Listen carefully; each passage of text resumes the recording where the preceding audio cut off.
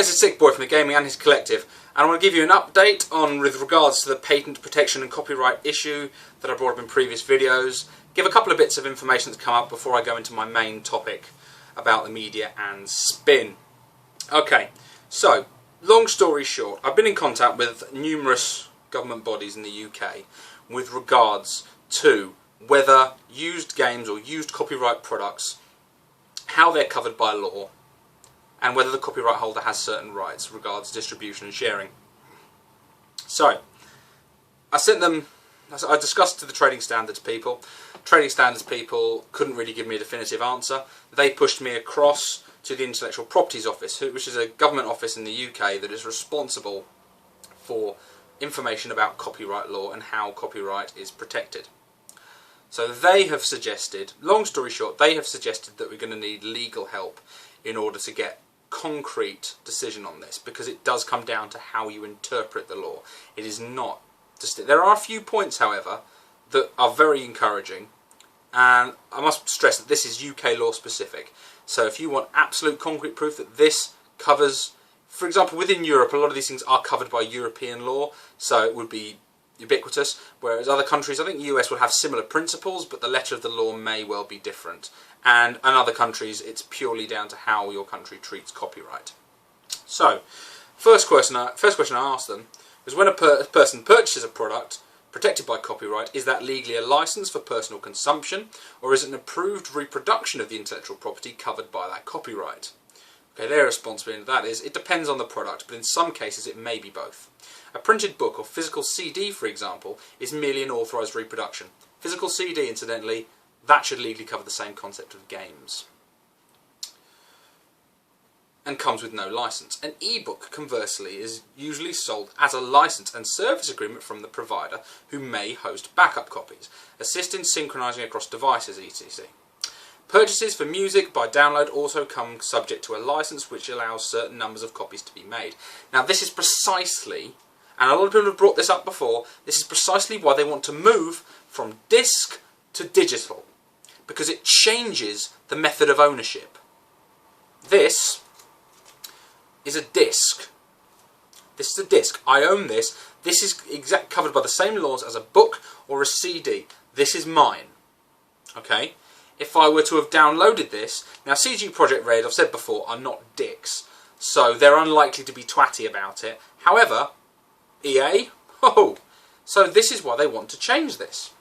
They want to change that for that very reason. It changes the product's legal category. Now we could still argue if it were a digital thing, because it needs a change in definement in the law. But as it stands, if it's a CD or DVD or Blu-ray, presumably they're all covered by the same law, just because they're all digital optical discs, then technically speaking, we're covered. As long as you buy discs, they shouldn't be allowed to restrict it. Okay, so that is, it's going to be further defined a bit further down with some of the other questions.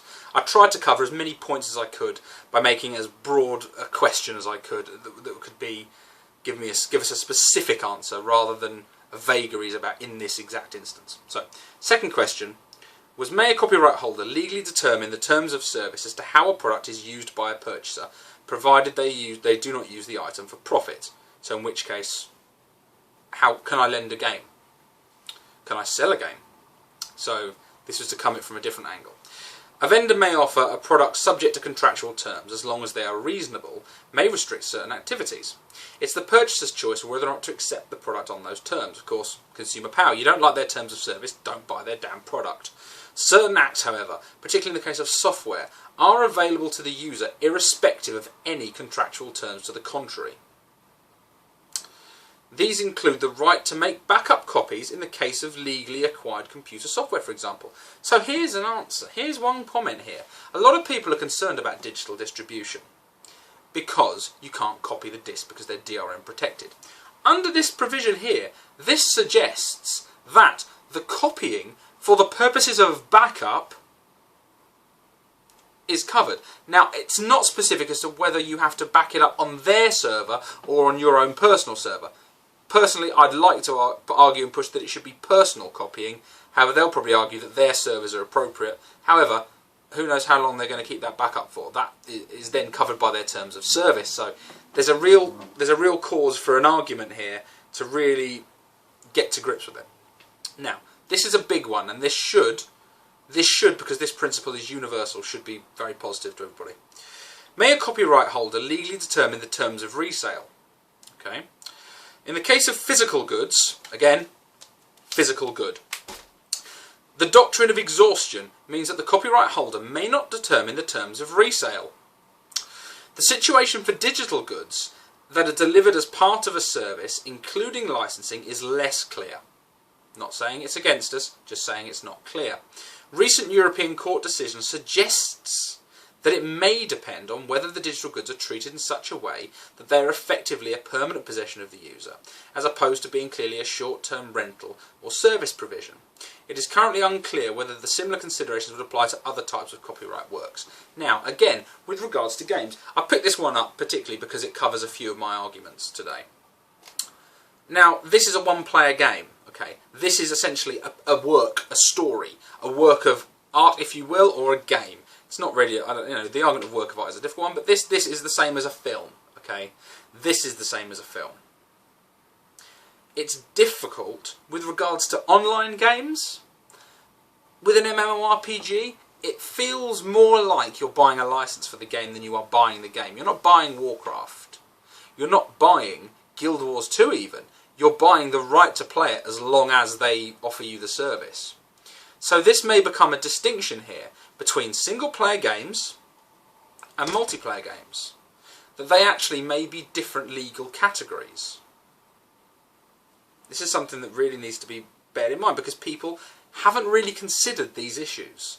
And this is where we as gamers need to start defining the parameters before the companies start doing it. Because the companies will do it in a way that gives them the most money because they're a business. They're going to take advantage of any law they can until the consumer tells them to stick it.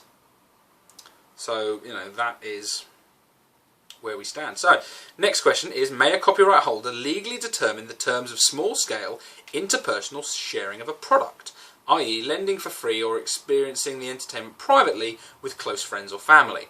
Now this covers both the sharing, locking games to certain consoles, as well as that Microsoft bullshit where they'll scan your face and tell you you're not allowed to watch the film. Now, private lending, performing and showing of copyright works are not acts that are restricted by copyright law. So there's no restriction on lending or using physical copies of copyright works within close private circles or family or friends. Now this is why there's a bit of an issue with the YouTube. Even the people who are doing free Let's Play videos, some people may do you on copyright because you are doing it to a wide audience, potentially unlimited. They will say that you're showing that to the entire world, not just your friends. Whereas if I were to lend this, I'm lending it to you, to somebody, to a number of people. But they're people I personally know who are within my circle because I'm giving them a physical copy of something. That is why they can justify things like pulling their copyrighted material, because it's not small-scale distribution. Even if you don't monetize it, this is where people have been coming unstuck and companies have been taking the piss. Now, the last question is, what are the rights of a user to refuse terms and conditions put into place after purchase and initial use? If the changes to the system are automatic, irreversible, and the only way to prevent a product from becoming inoperable is to agree to those terms. Now this covers updates of game terms of service or updates to software for hardware, because they'll often say that the software is theirs and the hardware is yours. This covers consoles. This covers PC components as well. This is where you legally stand on this, and unfortunately this is a complicated matter that would depend on the exact circumstances in each case, so it's not possible to provide a general answer. So these are some of these points are going to need further elucidation from copyright lawyers. Now, this is generally something that is more than just the Sony PlayStation 4. It covers how we define ownership. If you have an interest in owning what you've bought, if you think that you've just paid for a license for something, I would disagree with you, but that's your right to have that opinion. If you believe you bought the game, that's your game, then you should fight this, irrespective of whether you have the Wii U and you think the Wii U haven't done this, or the PC because you like Steam, or you like physical discs on the PC. or you like downloading DRM-free games. We need to do this because ultimately this affects everything, and this can change the whole perspective of how the industry works and how we, as people who play games, have the right to do certain things. This is our responsibility to stand up for our rights, because game companies are going to stand up for their profits. They've got shareholders to take care of. Don't be so naive as to think they're going to look out for your best interest. They're going to look for selling you something that will entertain you, and you will give them money for it. If we won't give them money for it, they will change how they work. We will find a balance between them reaching maximum profitability and us getting what we want, which is what we think we've paid for. We need to get value for money more than they need to make a profit. They rely on us. Something we need to consider. Anyway, enough of that. Going to move on to a couple of bits. First thing, just for the sake of balance, came to my attention this morning, was put on my Facebook wall, that some fuckhead had decided it was a really clever idea to put a petition on the White House website in order to get Devil May Cry pulled from the shelves. Now, this person, and when I last saw it, 37 people who'd signed it, irrespective of the fact that the White House has pulled this petition in the last 12 hours. I saw it this morning.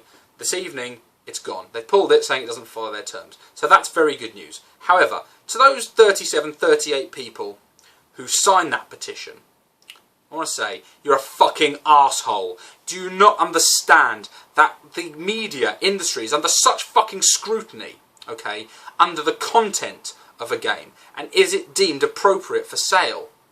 You are opening another can of worms, which is on offence. The terms of this was to say that they were offended by Ninja Theory's actions, therefore pull the product from the shelves. No, fucknut. If you're offended by the product, by someone, and they sell you a product, don't buy their fucking product. It's as simple as that. You do not want to open the fucking can of worms that supports censorship and pulling of products that offend people. Where will it end? Seriously.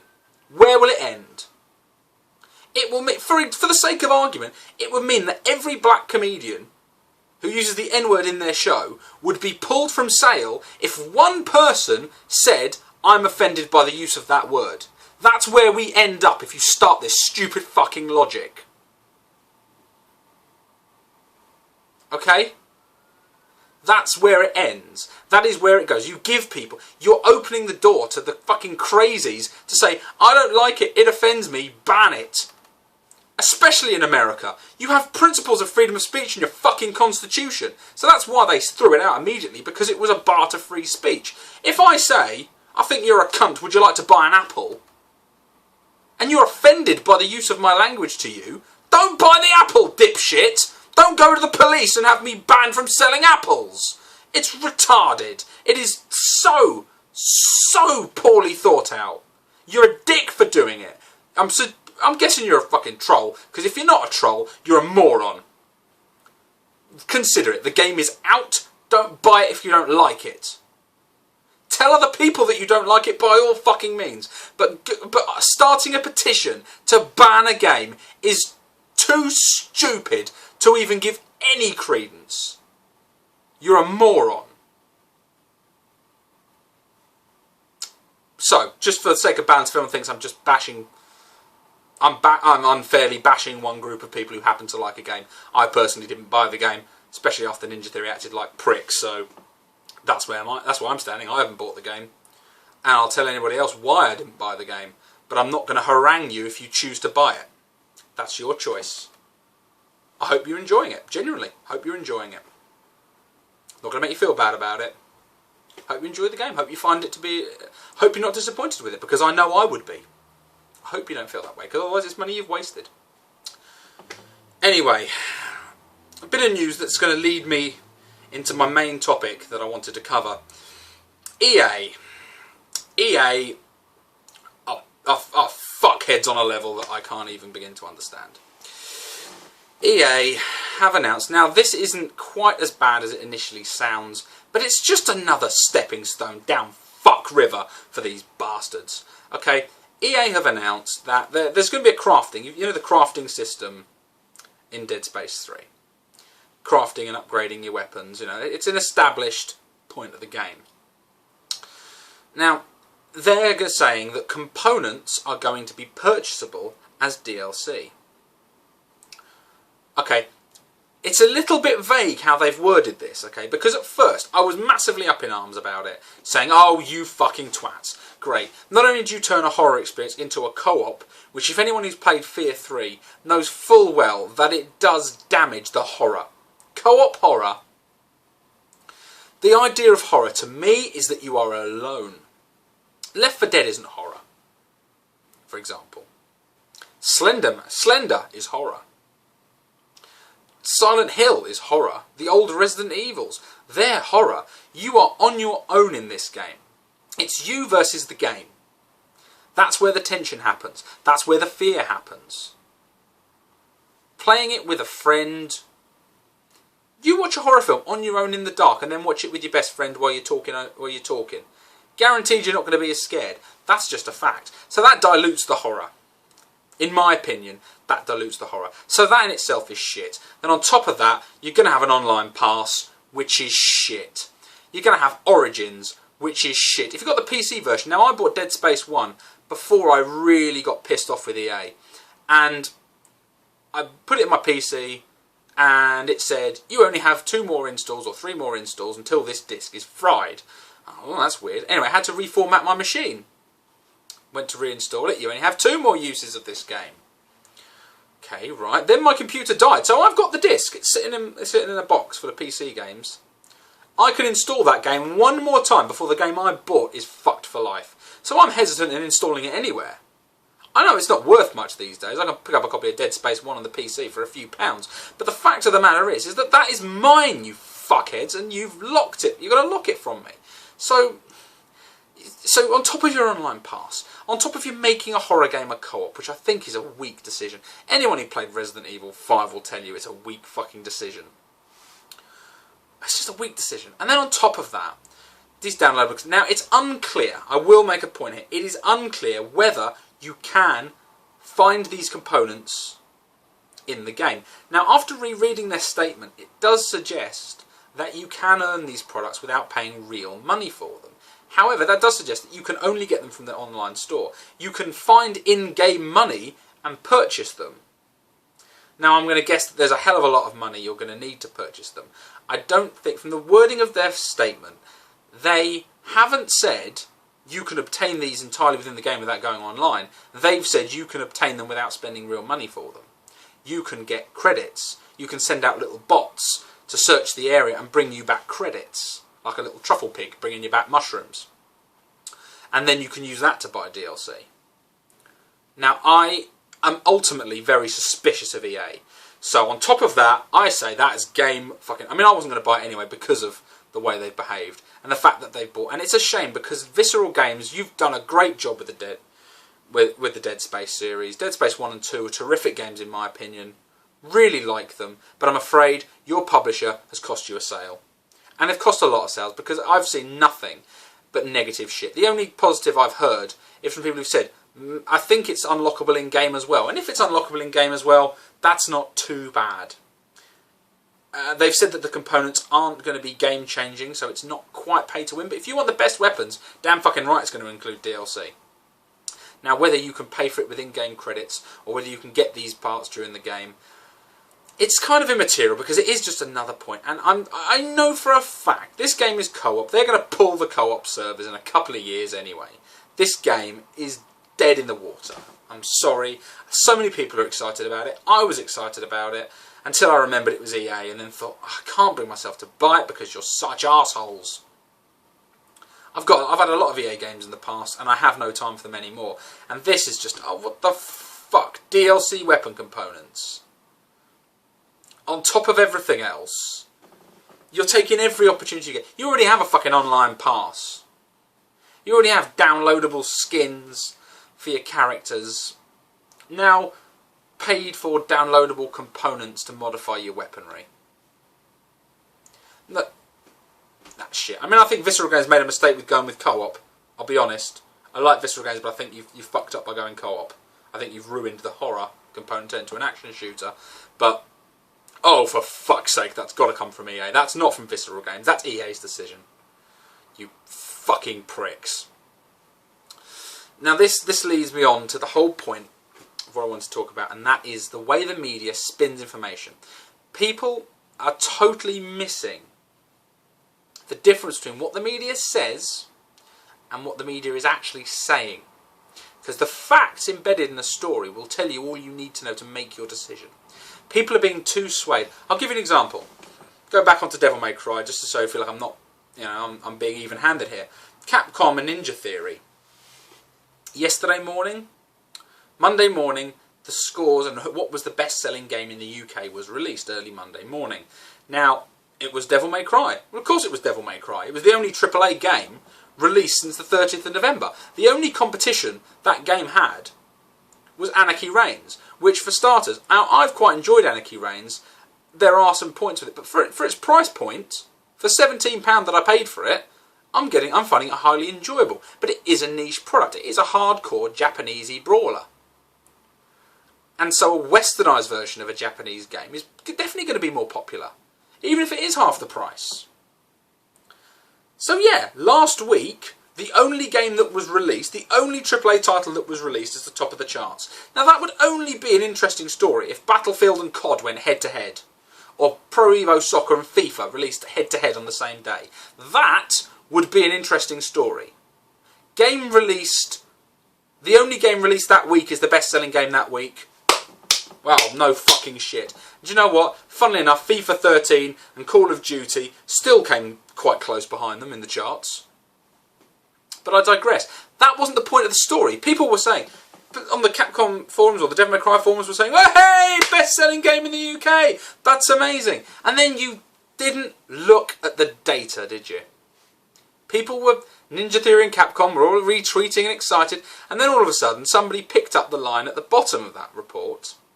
And the report said that although it was the best-selling game last week, it only sold a third of the sales of Devil May Cry 4. That means they've had a 66% reduction in week 1 sales. Between the last Devil May Cry game, which a lot of people would say is one of the weakest of the series, and this one, which was meant to revitalise it, they've actually had a massive fail in sales. And then all of a sudden they shut up. Gone. Quiet. No more crowing. As soon as people started pointing out that fact. Here's the thing. The media sold it as Devil May Cry, first in the charts. It's the only game released, of course it's first in the fucking charts. The story is Devil May Cry Reboot only sells a third of Devil May Cry 4. That's the story. That is the fact. That is what you need to know to make a decision. People are excited of the success of Devil May Cry when it hasn't been a fucking success. They've said it's the last time Capcom, it's the first time Capcom have released a multi-platform game that has been the best-selling game in the UK for that week since Resident Evil 5. And we all know what at this point Resident Evil 5 was. I bought my console for Resident Evil 5. I bought my Xbox 360. I've got a bloody Resident Evil 5 console. That breaks my fucking heart. Thanks, Capcom. I bought a next generation console specifically for your game, and what was it? It was shit. It was fairly successful, but it was shit. But Devil May Cry has been less successful. The best figure that they can give it is it hasn't sold anywhere near as much as the last iteration of the series. That's the story. The media journalists generally weren't pushing that. That was a side point. That was at the very end of the story. In the same way that this Dead Space thing, it was announced as, good news everybody, you can buy components to upgrade your weapons in Devil May Cry. One fucking arsehole even released an article that said it's not the end of the world, it's just a bit of DLC. Listen, unless you're paid to say that, what the fuck is the matter with you? And if you're being paid to do that, you have no business being a journalist. What the actual fuck is that about? Guys, not everybody, I'm more sure most people listening to this know exactly how badly the media spins things. But those of you who don't, I urge you, don't listen to the messenger, listen to the message. The fact is the message, not the blurb around it. The headline and the tone tells you what they want you to think about the facts, not the facts themselves. The facts are what matters. When a headline says to you, bacon causes cancer, okay, you are going to think, holy shit. In fact, I'll give you a better example. Sausages cause cancer. Eating a sausage 1 day a week gives you a 20% increase in the risk of cancer. So people, that was all over the news a couple of years ago. Everyone was going on about it. They were all worried that that means if you have sausages every day for 5 days, that is a 100% chance of colon cancer. Okay. Yet it's not, is it? They did the whole article talking about how 20% chance of cancer. No. No. This is, trust me, this is something I know a lot of. By my profession and training, this is something I understand incredibly well. Increase in rate of incidence is not the same as the rate of incidence. Increasing the rate of incidence by 20% does not mean a 20% chance of catching something. Okay? Okay, if, for example, okay, you had a 1% chance of being punched in the face, and you had a 2% chance of being punched in the face. That represents a 100% increase in the rate that you may get punched in the face. That's a 100% increase in the risk. Still only a 2% chance of being punched in the face. Now, given what you get out of it, for example, sausages, if you like sausages, the risk of 0.0002% chance of getting cancer from them by eating one sausage a week, is that then, that's the story. It's a minor contributing risk factor to cancer. But how they sell the story is 20% increased chance of cancer. And you need to look past what they tell you. And you need to look at what they're actually saying. You need to find a number. You need to find a fact. And that is where you make your opinion. Don't let these people tell you what to think. Don't let me tell you what to think. Don't let anyone tell you what to think. Be presented with the information, make a decision. I urge you not to listen to these gaming journalists' headlines or the blurb or however funny or witty they think they are. Look at the facts and make a decision. Bottom line is, releasing codes like, good news everybody, you can now upgrade your weapons with EA's Dead Space 3. That's saying you will have, there is downloadable content in the game that requires to be paid for, either through in-game credits or through your own real money. That's the point. Upgrades are going to need to be downloaded from EA's servers, not in the game, or it's codes to unlock data on disk. That's what it means. That's the information. What you do with it is your lookout. I personally am using it to reinforce the fact that I'm not buying any EA games and I'm not buying Dead Space 3. That has reinforced that for me. If it hasn't, if it's just a minor inconvenience to you, by all means. But the fact of the matter is, take that fact and do something with it. Make a decision based on the facts. Don't make a decision based on what someone tells you is great or is bad. Take that data, think rationally, be an adult, come to a conclusion. Because it's the only way we're going to move forward. When people are constantly trying to give you less and less and charge you more and more. Unless you're informed, unless you know what constitutes acceptable to you, you're not in a position to deal with this. And you should. We all should. We should all be informed and we should all fight for what we want. Whether we get exactly what we want is a different thing. I would like EA to pull their online pass and their downloadable content and put all their downloadable content in the disc and charge less for their games. That's what I'd like. That's what make me happy. They're not going to do all of that. What we can try and do is curb the worst of their excesses to the point where you might be accepting that their products are worth buying. Because personally right now, they're not. Considering how badly they handled the Mass Effect series when they bought BioWare, how badly they handled Dragon Age after they bought BioWare, they're fuckers. I could go on for hours about EA and how they're fuckers, but the problem you need to think is it's not EA that aren't your biggest enemy in this. It's the way the media presents news from these companies that convince you that everything's okay. And you decide if everything's okay. You do. Is it okay for you? Only you can tell. But you need the information to do it. Don't be spoon-fed.